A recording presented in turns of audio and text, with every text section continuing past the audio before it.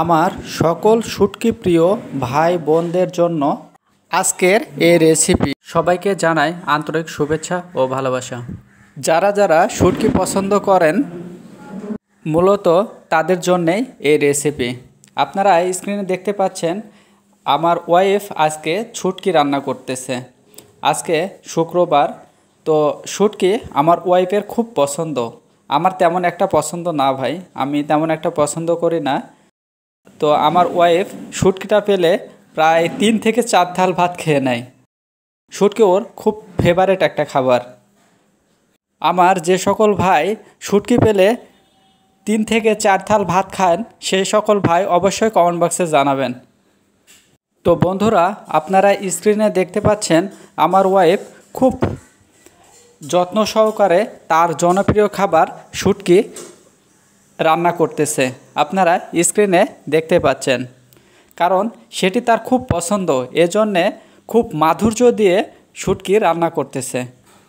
তো বন্ধুরা, যারা শুটকি পছন্দ করেন, শুটকি খাবারটা যাদের খুব পছন্দ, তারা আমার বাসায় আজকে দাওয়াত রইল।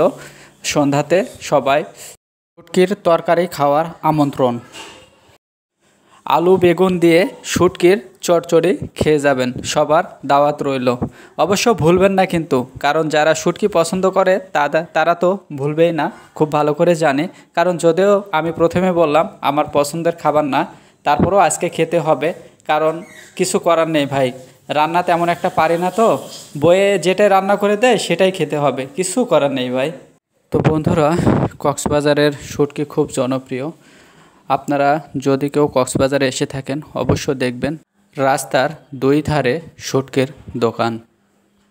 শুটকি খেতে যেমন সুন্দর, দোকানগুলো তেমন সুন্দর। তো আপনারা তো জানেন কক্সবাজার শুটকির জন্য সেরা। যদি কখনো সম্ভব হয় তাহলে কক্সবাজারে এসে ঘুরে যাবেন, শুটকি নিয়ে যাবেন। এখানকার শুটকি খুব ভালো। কক্সবাজারে সামুদ্রিক মাছগুলো দেখতে যেমন সুস্বাদু, সেরকম শুটকিগুলো খেতে অনেক সুস্বাদু। তাই যারা যারা কক্সবাজারে শুটকি খেয়েছেন তারা তো আশা করি ভুলবেন না। বলতে বলতে আমি আবারও আমাদের রেসিপিতে চলে এসেছি।